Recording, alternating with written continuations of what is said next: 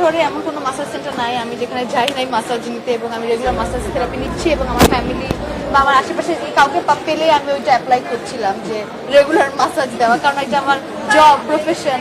Also ও তো সারাদিনে 10-12টা 15-20টা client deal করে এভরিডে, সো এটার একটা সারাদিন করতে করতে ওটা বডিতে ইউজ টু হওয়ার বিষয় ছিল। সো এটাতে অনেক টায়ারিং কাজ মাসাজ দেওয়াটা।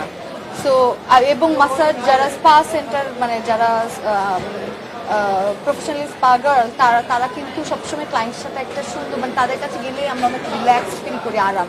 সো ওই সাইকোলজি প্লাস হচ্ছে শুধু তো স্পা নিয়ে কাজ না, এটার বাইরেও তো রেশমার একটা জীবন বা ওয়ার্ল্ড আছে, ওইটার মধ্যে অনেক ধরনের সাপ্রেশন, অনেক ধরনের প্রেশার। ওর জীবনটা একটা প্রেশার কুকার, মানে যেখানে শ্বাস নেওয়া যায় না, যেখানে কোনো জীবনে কোনো আনন্দ নাই, ওর ফ্যামিলির মধ্যে ডিজাস্টার, এই সমস্ত কিছু ওকে ওই 2টা মাস আমরা আসলে এই পুরো প্রসেসটার মধ্যে ছিলাম। নট অনলি আমার ক্যারেক্টার প্রিপারেশন, আমি এর বাইরেও অনেক কিছু মানে প্রি প্রোডাকশনের সব ডিপার্টমেন্টের সাথে ইনভলভ ছিলাম।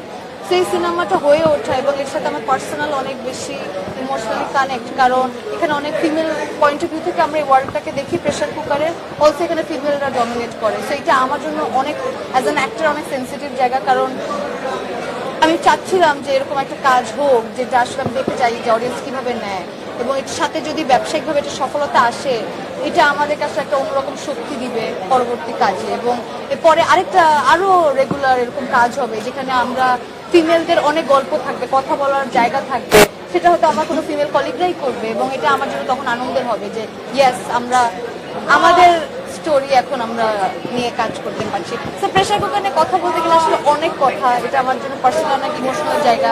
আমি রাফিকে থ্যাংক ইউ বলবো যে আমাকে এই সম্পূর্ণ স্বাধীনতাটা দেওয়ার, এবং আমার টিমকে, আমাদের প্রত্যেকটা অ্যাক্টরকে এরকম এক্সপ্লোর করার জায়গা দিয়েছে। সো এই তো, এবং আমার বন্ধু রিজভি যার সাথে আমি হাওয়াতে অভিনয় করেছি, সেও আমার সাথে এখানে আমার পার্টনার ছিল, এবং অডিয়েন্সরা আমাদের কেমিস্ট্রি এত পছন্দ করছে। রিজভি এত দুর্দান্ত মিউজিশিয়ান এবং অ্যাক্টর, মানে ওকে দেখে আমারই ইমোশনাল মানে আমি হয়ে যাই, আমার চোখে মুখে আমার কি বলবো আমি একটা ঘোরে চলে যাই। সো এটাই আমার কাছে এখন পুরোটাই একটা কি বলবো ঘোর লাগছে। অনেকদিন পর আপনাদের সামনে আবার কাজ নিয়ে আসলাম, এটাই আশা করি ভালো লাগবে, এই জার্নি আরো জারি থাকবে।